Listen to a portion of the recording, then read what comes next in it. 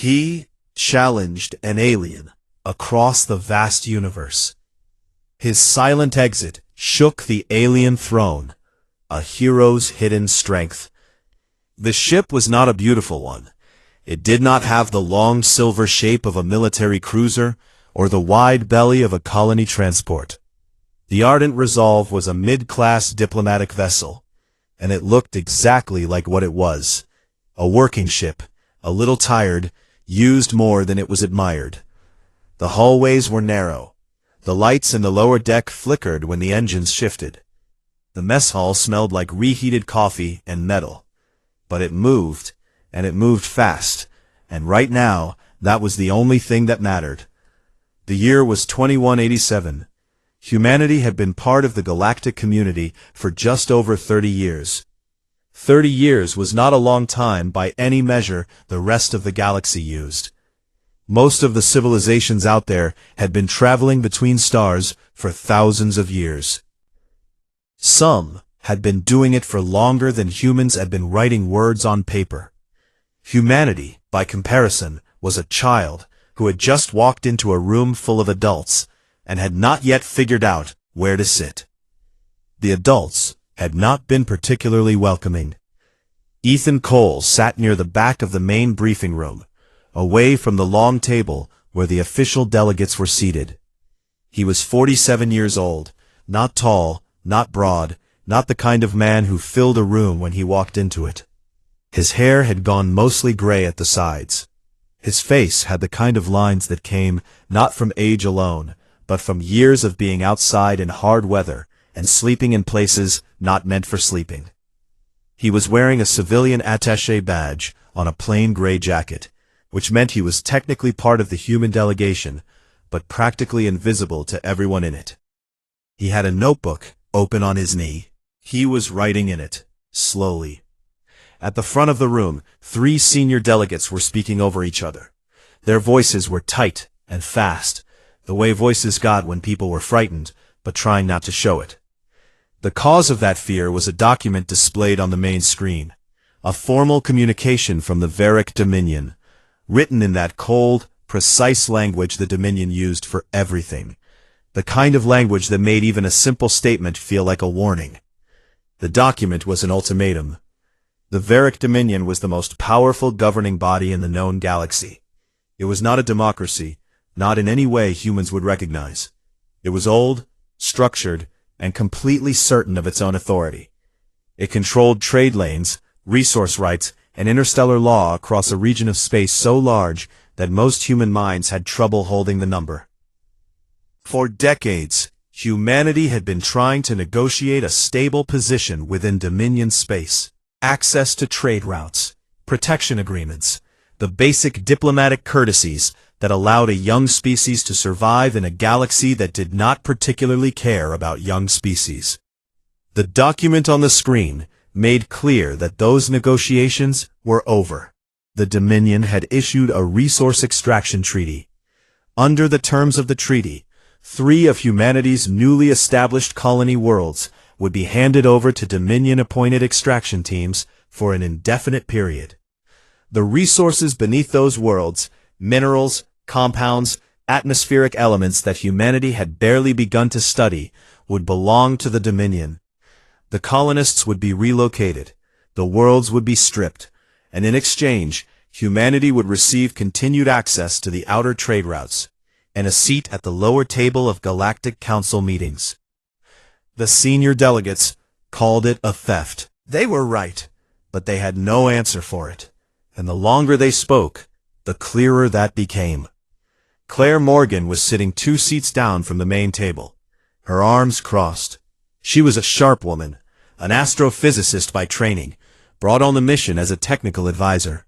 She was 39, quick to laugh and quicker to argue, and she had very little patience for people saying a lot of words while doing nothing. She had already stopped listening to the delegates. Instead, she was watching Ethan Cole at the back of the room, watching him write in his notebook while the future of 3 colony worlds was being debated with increasing desperation in front of him. She did not understand that man. She had been on the ship with him for 11 days, and she still was not sure what exactly he was supposed to be doing there. The briefing ended without a resolution. The delegates filed out with the stiff walk of people carrying bad news. Ethan closed his notebook, tucked it under his arm, and sat for a moment, looking at the empty screen. The next day, the Ardent Resolve docked at the Dominion's outer reception station, a structure so large it blocked out the nearby star for 15 full minutes as they approached. The interior was clean and cold and built on a scale that made humans feel, very deliberately, small. Ceilings 3 times higher than any human building needed. Corridors so wide that a group of 20 delegates walked down them and looked like a handful of people crossing an empty plaza. The Dominion's Supreme Envoy was waiting in the main reception hall. His name was Drell Voss, and he was the kind of being that made the air in a room feel different. He was tall in the way that suggested height was not the most remarkable thing about him. His species, the Varek, aged very slowly, and Drell Voss had been in positions of authority for longer than the oldest nation on Earth had existed. He looked at the human delegation the way a person looks at something they have already decided is not going to surprise them. He greeted the senior delegates with precise, formal courtesy. He did not look at Ethan Cole at all. The first summit meeting was held that afternoon. It went badly, not loudly, but quietly, which was worse. The Dominion representatives sat across the table and spoke about the treaty with the patient tone of people explaining something obvious. The human delegates pushed back, made arguments, cited agreements. The Dominion representatives listened and then continued, as though the objections had not been made. Drell Voss sat at the head of the table and said very little. He did not need to. Ethan sat against the wall, outside the main table, not officially part of the speaking delegation. Once, Drell Voss glanced at him with an expression that was not quite curiosity and not quite contempt, but something between the two. On the second day, Drell Voss did something unexpected. He requested access to the Galactic Broadcast Network, which the Dominion station had full authority to grant itself. And he issued a public message that was transmitted across every monitored communications channel in the region. The message was brief and formal, and it landed like a stone in still water. He was invoking the Koroth Vel. It was an ancient rite, old even by Varric standards. A single challenge between 2 individuals, a multi-stage contest of mind, endurance, and what the Dominion called Vel Tharak, the courage of understanding. The Varric had used it for centuries to settle questions that politics could not. The rules were absolute, and galactic law recognized them. If a human representative accepted the challenge and won, the treaty was nullified. If the human lost, humanity would surrender not 3, but all of its colonial worlds, immediately and without appeal. Drell Voss did not phrase it as a taunt. He did not need to. The offer itself was the insult. The clear assumption that no human would be foolish or desperate enough to accept it, and that the public invitation would only deepen humanity's humiliation. The room went very quiet. The senior delegate looked at his colleagues. Not one of them moved. At the back of the room, Ethan Cole closed his notebook, set it on the seat beside him, and raised his hand. He challenged an alien across the vast universe. His silent exit shook the alien throne, a hero's hidden strength. The corridor outside the briefing room was narrow, and the lights were slightly too bright, the way they always were on diplomatic stations trying to feel neutral. Claire Morgan found Ethan Cole 20 minutes after the summit room had emptied, walking slowly toward the lower deck of the Ardent Resolve, with his notebook under his arm and his jacket still buttoned. She had been looking for him since the moment his hand went up, and she had walked fast the whole way, which meant that when she reached him, she was both out of breath and furious. She grabbed his arm and turned him around. "Explain to me," she said, "what you just did in there." Ethan looked at her. He did not seem alarmed by her expression, which made her more frustrated. "I accepted the challenge," he said. I'm asking why. She let go of his arm, but did not step back. You are a civilian attaché. You have no rank, no authority, no formal background in galactic law or Varic culture, or contest history. You are not a delegate. You have no standing to make decisions on behalf of the human delegation. And you just volunteered to gamble every colony world humanity has ever built on a contest that no non-Varic species has ever won. Not once. Not in 400 years. I know, he said. Then why? He was quiet for a moment. Not the quiet of someone avoiding an answer. The quiet of someone who had already thought through the answer a long time ago, and was deciding how much of it to share. Because nobody else raised their hand, he said. Claire stared at him. She opened her mouth, and then closed it again, because she could not find a way to argue with something that simple. Do you even know what the Korath Vel involves? She asked. Her voice was lower now, less sharp. Not all of it, he said. But I'd like your help with that, if you're willing. She looked at him for a long time in the too bright corridor. Then she said fine, and followed him to the small research bay at the rear of the ship, and they sat down together and began. What they found in the Dominion's public records about the Korath Vel was not encouraging. The contest had been used 31 times in recorded galactic history, always invoked by the Varic, and always accepted, because refusing a formal Korath Vel invitation carried its own diplomatic consequences. Of the 31 contests, the Varic had won 31. Several of the opposing contestants had not completed all 3 stages. One had refused to continue partway through the 2nd stage, and had needed what the Dominion records called extended recovery afterward. A phrase Claire read aloud and then set down without comment. Drell Voss personally had won 11 of those contests. He was considered the most capable Korath Vel contestant in living Varic memory. Leon Grant appeared in the doorway of the research bay around the 3rd hour. He was 26, a communications officer with an easy smile that he was currently not using. He had heard what happened in the summit room, and had come looking for Ethan the same way everyone else had, with questions and not enough answers. He leaned against the door frame and listened while Claire walked Ethan through the structure of the 3 contest stages. And after a while, he stopped leaning and came in and sat down. And then he started helping without being asked. That was how the preparation began. The days that followed were strange and quiet. The official delegation continued its formal meetings with the Dominion, going through the motions of negotiation, even though everyone in both rooms understood that the real decision was now sitting in a different room entirely.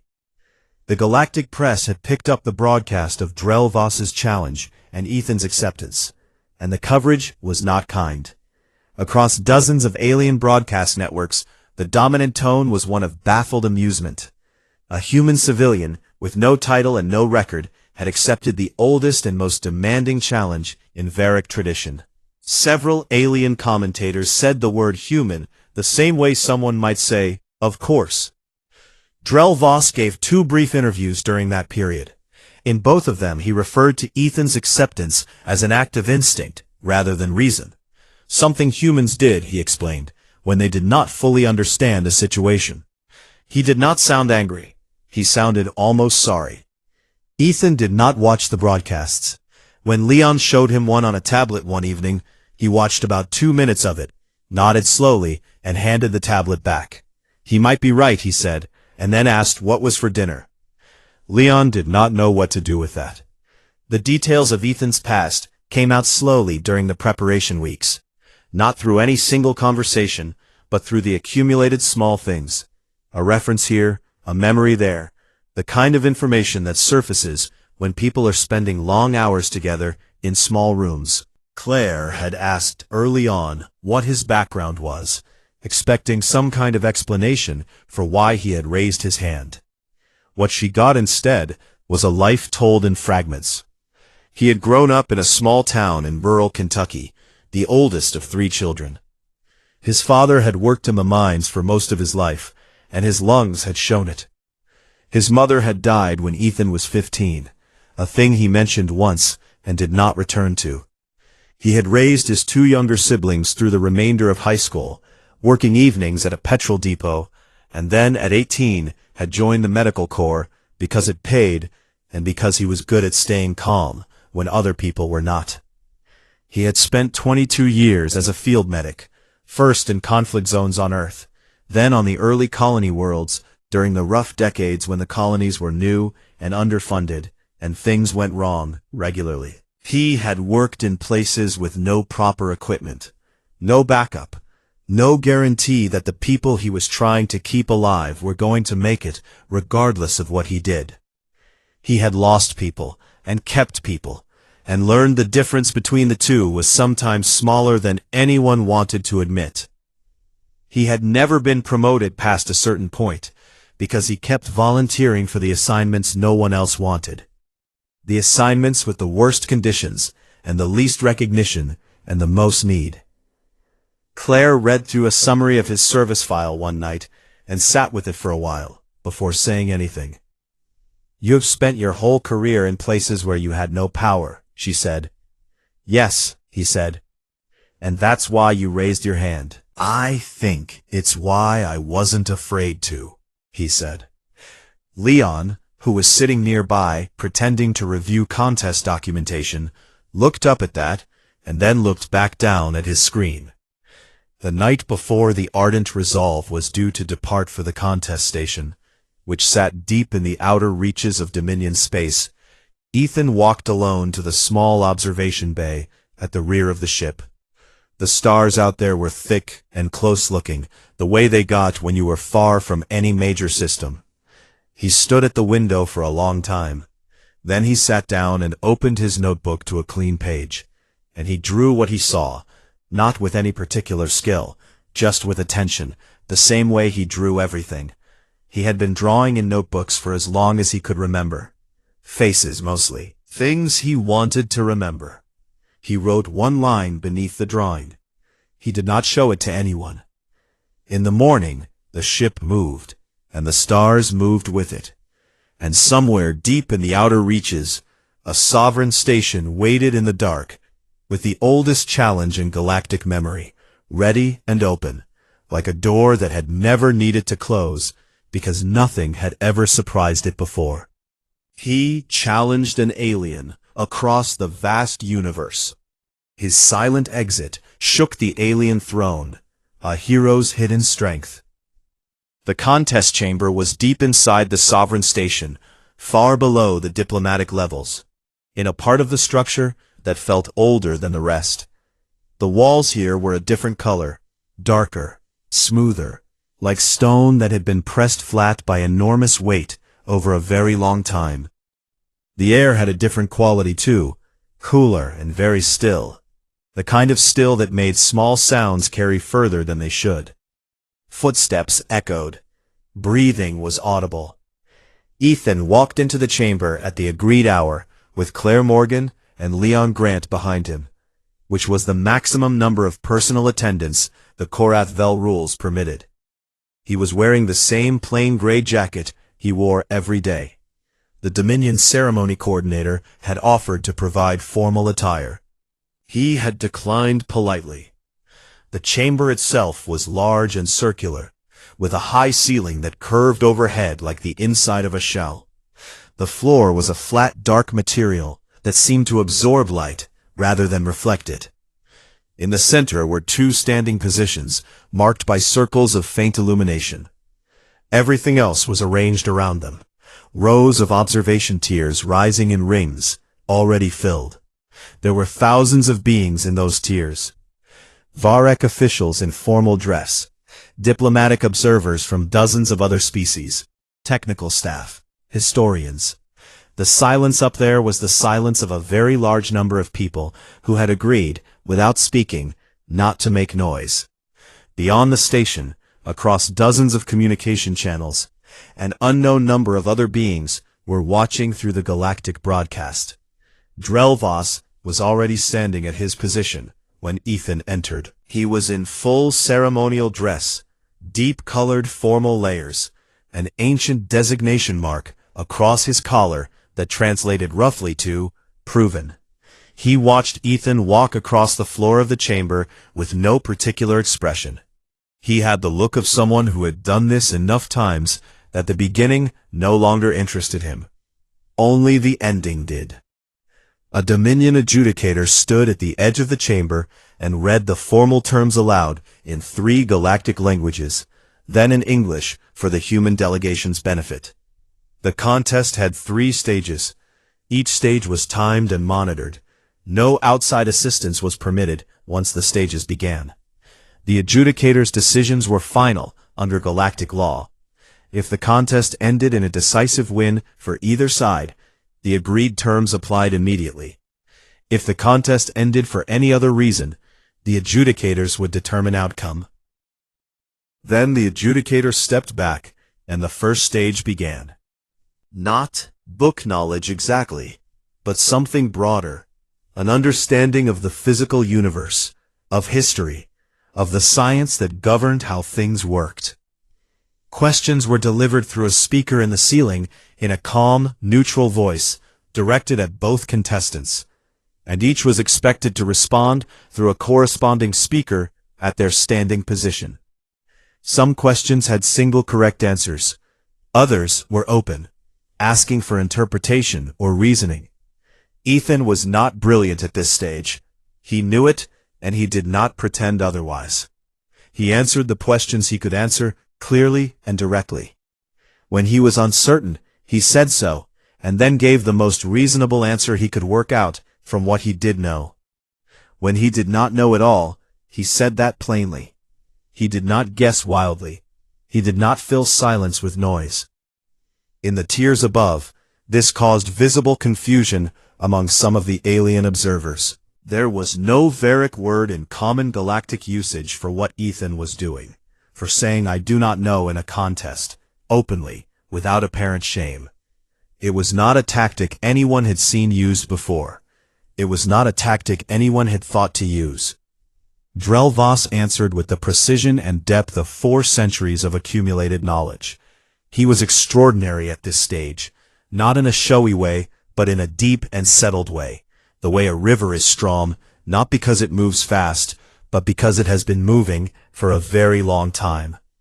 He did not look at Ethan during the stage. He did not need to. When the first stage ended and the scores were calculated, Drell Voss had performed at the highest level. Ethan had performed solidly, with a consistent, reasonable result.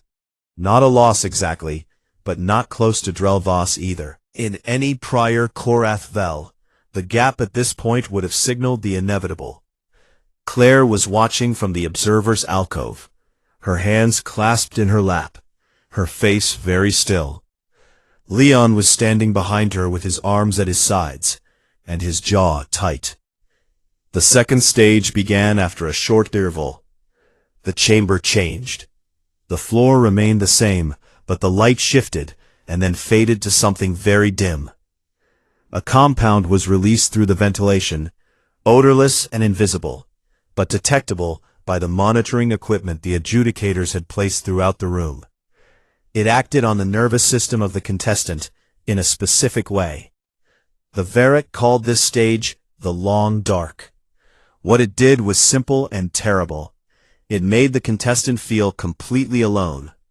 Not lonely in the ordinary sense, something more fundamental. A deep, physical certainty that there was no one else in the universe, that nothing connected to anything, that every choice and every effort had always been and would always be made in total isolation.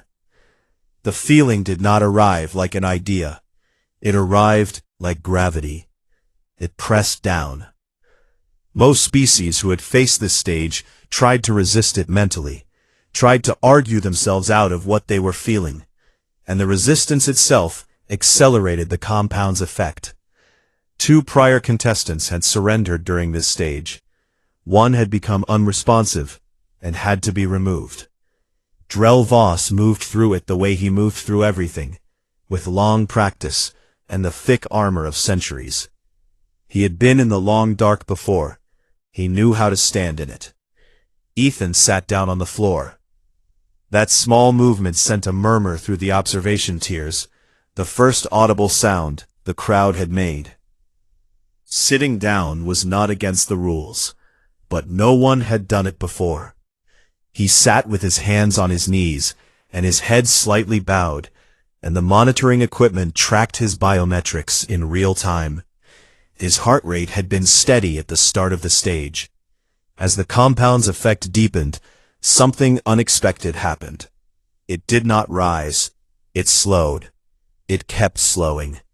Not to a dangerous level, but measurably, consistently slower, as the thing that was supposed to break him settled into its full weight. The Dominion's medical observers noted it in silence and looked at each other. He stayed there for the full duration of the stage. He did not move much. He did not make any sound. From the observation tiers, he looked like a man sitting quietly in a dark room, thinking about something. When the stage ended and the lights returned, Ethan stood up from the floor, adjusted his jacket, and looked straight ahead. His face was not the face of someone who had been broken and was hiding it. It was the face of someone who had been somewhere difficult and had simply come back from it. The third stage was the one the Varric called Vel Theroc, the courage of understanding. In practice, it was direct. The two contestants stood facing each other and spoke. There was no structure, no specific question. It was a direct confrontation of presence, belief, and the weight of what each person carried. The superior contestant, in every prior instance of the Koroth Vel, had used this stage to demonstrate the distance between themselves and the lesser. It was meant to end things. Drell Voss spoke first, and he spoke for a long time. What he said was not cruel. That was the most difficult thing about it. He laid out the facts of humanity's existence with the calm, careful precision of someone who had watched civilizations rise and collapse across 4 centuries, who had seen species full of promise burn themselves out or simply fade, who had the data and the history and the long view that no human alive could match. He talked about humanity's brief span on the scale of galactic time. He talked about the wars, the waste, the patterns that repeated. He talked about what the Varric had seen in 30 years of watching that humanity had not yet noticed about itself. It was not a speech built on hate. It was built on certainty, which was harder to argue against. He finished and looked at Ethan with the patience of someone who already knew what came next. Ethan was quiet for a moment. Then he spoke. He did not raise his voice. He did not match Drell Voss's formal precision. He spoke the way he spoke to everyone, plainly, with pauses, like someone thinking out loud. He talked about his father's hands, the way they looked after years underground, the specific color of that exhaustion. He talked about sitting in a field hospital with a man who was not going to make it through the night, and having nothing useful left to offer, except to stay. He talked about what it was like to be small and know it, and keep going anyway, not because there was a reason to, not because someone was watching, not because it would matter, but because the person next to you needed you to, and that was enough. He did not argue with anything Drell Voss had said. He did not try to make humanity sound like more than it was. He just showed, quietly and without any theater, what it looked like inside a person who had already accepted the hardest things about existence, and had not been destroyed by the acceptance. The chamber was completely silent. The monitoring equipment registered something in the room that the Dominion's instruments had not been designed to measure. The adjudicators exchanged a long look. The third stage ended. Neither contestant had surrendered. Neither had broken. The adjudicators withdrew to confer, and the silence in the tiers above was the loudest silence anyone in that room had ever heard. He challenged an alien across the vast universe. His silent exit shook the alien throne. A hero's hidden strength. The adjudicators were gone for 2 hours. In the observation tiers, no one left. That was unusual. After prior Korath Vel contests, the audience had dispersed quickly once the outcome was obvious, which it always had been. But no one moved now. Beings who had traveled from distant systems to witness what they expected to be a short and predictable conclusion sat in their tiers with the still, careful posture of people who had seen something they had not prepared for and were not yet sure what to do about it. Ethan sat in the observer alcove with Claire on one side and Leon on the other. Someone from the Dominion's hospitality staff had brought water.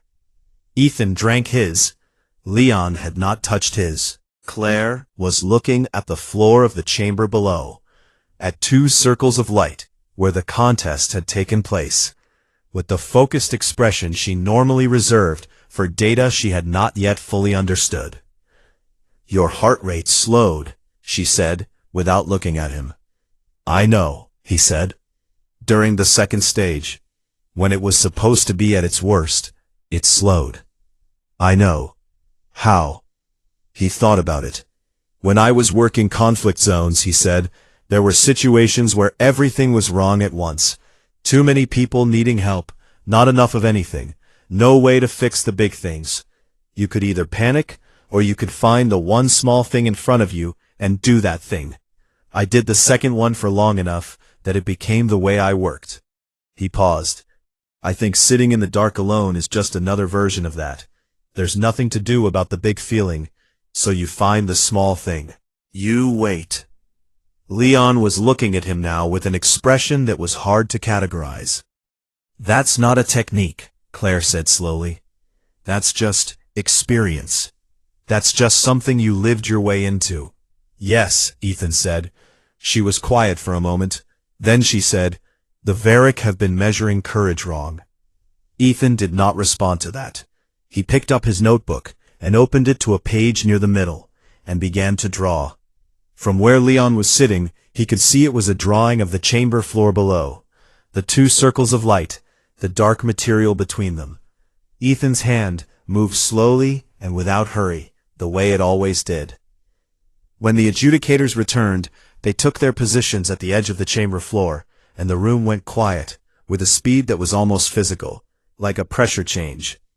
The lead adjudicators spoke in formal Varric first, then in the common galactic language, and then in English. The Korath Vel had been completed in full. All 3 stages had been concluded without surrender or disqualification from either contestant. The adjudication panel, after review of all monitoring data and in consultation with the full record of prior Korath Vel outcomes, had reached the following determination. The contest was ruled a draw. It was the first draw in the recorded history of the Korath Vel. Under Dominion law, a draw in the Korath Vel nullified the conditions attached to the challenge. The resource extraction treaty was void. Humanity's colony worlds were not subject to any terms arising from the contest. The adjudicator set down the formal document, and the room did something rooms almost never do at the end of a legal ruling. It erupted. Not in celebration. That sound came from the human delegation area, where the senior delegates had been watching through a linked feed and were now audible from 3 floors away. The sound in the main chamber itself was something more complicated. There was noise everywhere, but it was not one kind of noise. It was the sound of thousands of beings, all reacting differently to the same information, and doing it at the same time. Claire put her face in her hands for about 4 seconds. Then she took her hands down, and looked at Ethan with something that was not quite a smile, and not quite anything else. Leon made a sound that was not a word, and then stood up and had to sit back down. Ethan closed his notebook. He looked at the chamber floor below for a moment, at the 2 circles of light that were still glowing, with nobody standing in them. Then he stood, tucked the notebook under his arm, and said they should probably get back to the ship. The corridor outside the chamber was chaos in the organized way that diplomatic chaos tends to be. People moving fast, speaking into communication devices, delegations clustering, the Galactic Press Corps trying to reach anyone who would respond. Two separate broadcast crews pointed equipment at Ethan the moment he appeared in the corridor. He walked past them without stopping, not rudely, the way a man walks past things that are not part of his current task. The senior delegate, a man named Paul Archer, who had been running on no sleep for 3 days, caught up to Ethan near the elevator and gripped his arm. Archer was not a small man, and he was shaking slightly. "I don't know what to say to you," Archer said. "You don't have to say anything," Ethan told him. "You've got a full debrief in the morning, and you'll need to be clear." Archer stared at him. "That's your response?" "It's good advice," Ethan said, and stepped into the elevator. The walk back to the Ardent Resolve through the station's docking level was quiet. The three of them moved through the wide corridors that had felt so deliberately oversized on the way in, and still felt that way on the way out, but differently now. Not smaller exactly, just less certain of their purpose. Ethan, somewhere along the walk, handed his notebook to Claire. "You can have that," he said. "I've got a new one." She looked at him. "Why?" "I finished it," he said. "I always give the finished ones away." She took it and put it in her bag without opening it. On the other side of the station, in the private wing of the Dominion's sovereign quarters, Drell Voss was standing alone at a large window that faced outward into the dark, toward the same stars the Ardent Resolve would soon be moving through. He had changed out of his ceremonial dress. He stood in the quieter clothes of a private moment, and he did not move for a long time. He called for his senior counsel after a while. The man came quickly, as everyone did when Drell Voss called. Drell Voss did not turn from the window. He asked a question in a tone that his counsel had not heard from him before. Not the tone of authority issuing a directive, but the tone of something more careful, more uncertain, the tone of a very old person who has seen something new and is still deciding what it means. He asked whether it was possible that the Dominion had been measuring the wrong things. His counsel did not answer immediately. The question hung in the room.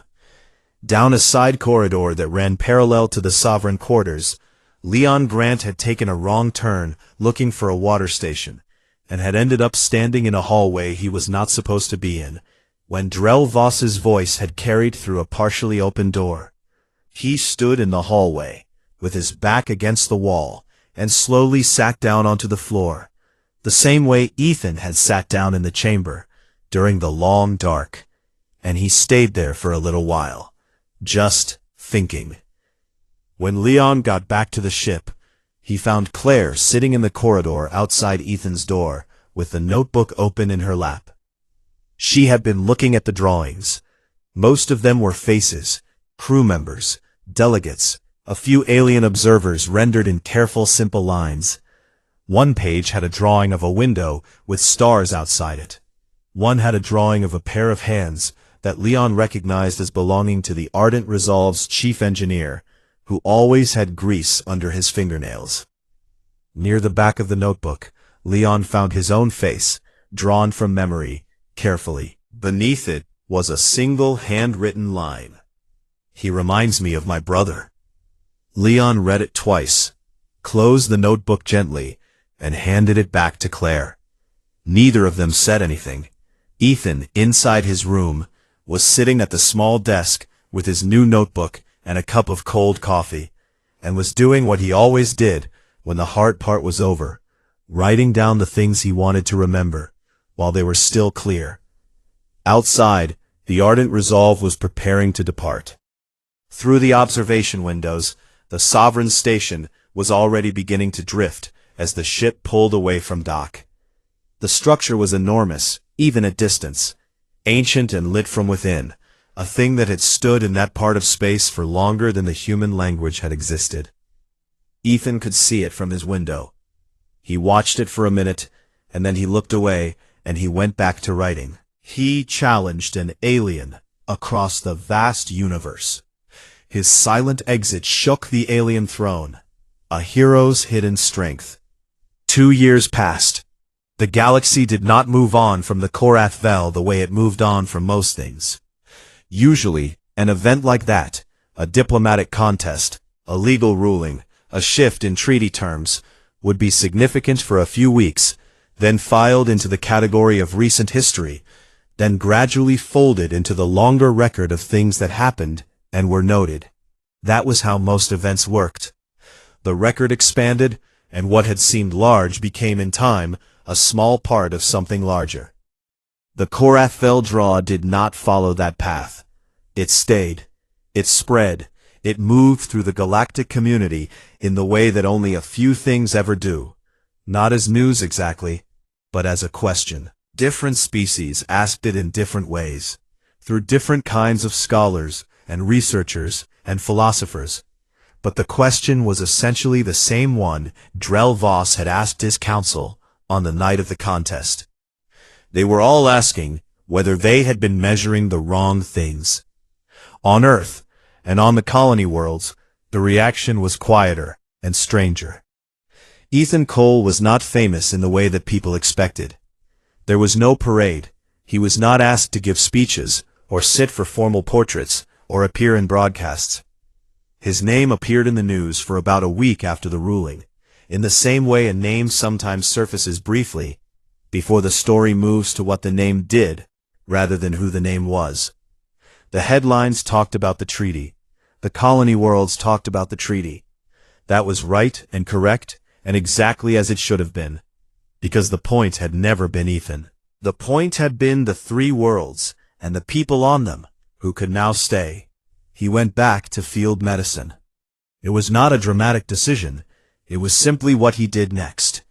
The relief organization he had worked with before the diplomatic mission had a position open on a colony world called Kern's Landing, a settlement in its 2nd decade that had been through a long drought and was still recovering. The medical facilities were underfunded. The need was consistent. He applied, and he was accepted, and he went. Kern's Landing was dry and wide, and the sky there was a color that took some getting used to. A pale, faded blue that looked bleached compared to Earth's sky, like a blue that had been left in the sun too long. The sunrises were extraordinary, though.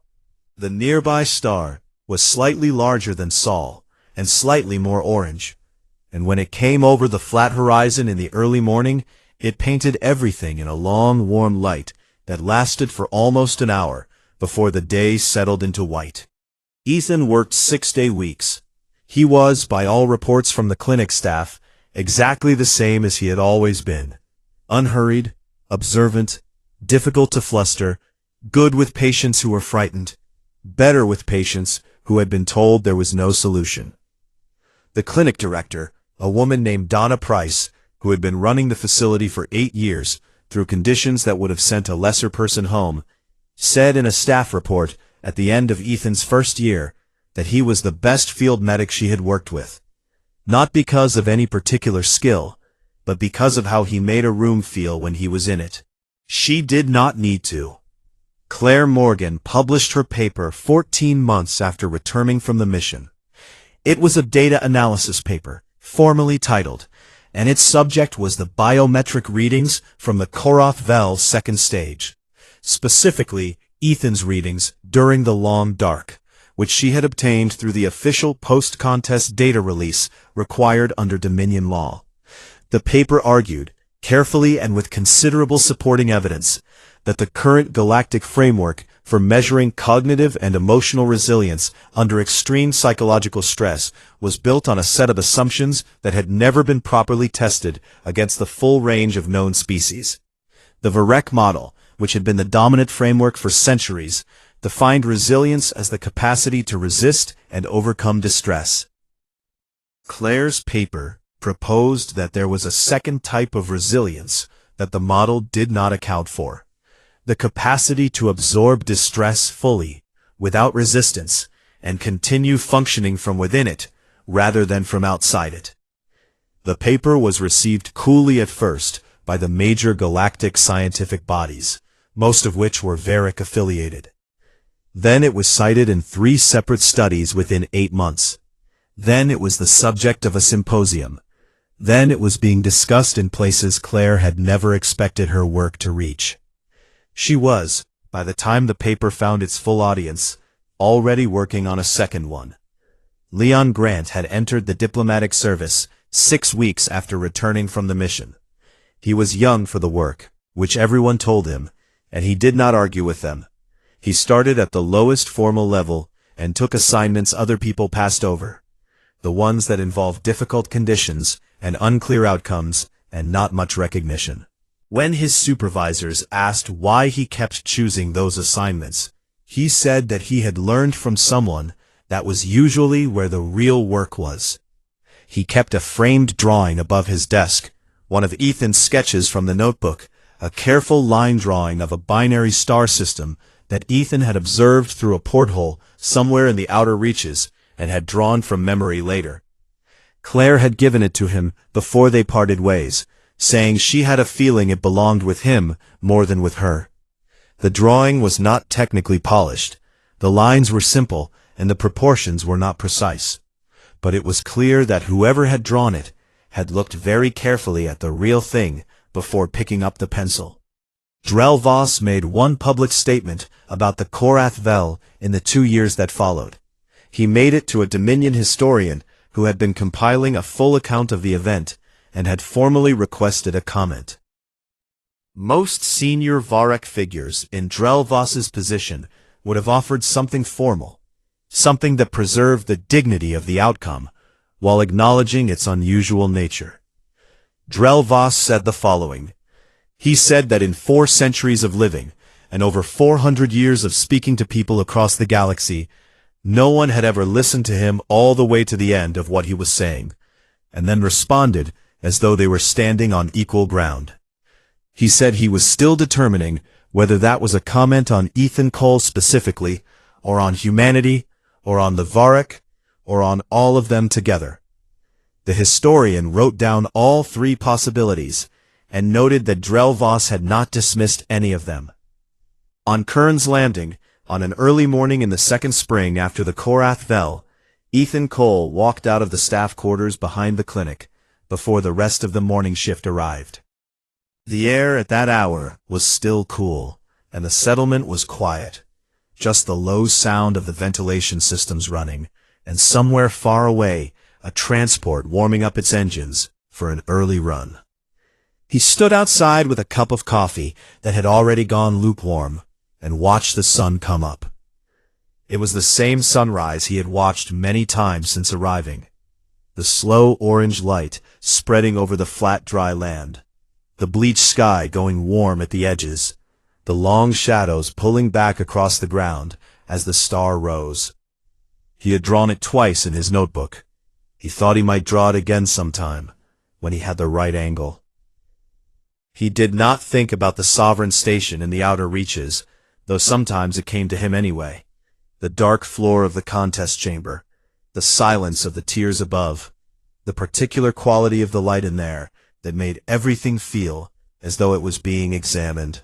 He did not think about what Drell Voss had said, or about what he himself had said in return, because those words had been said and were finished.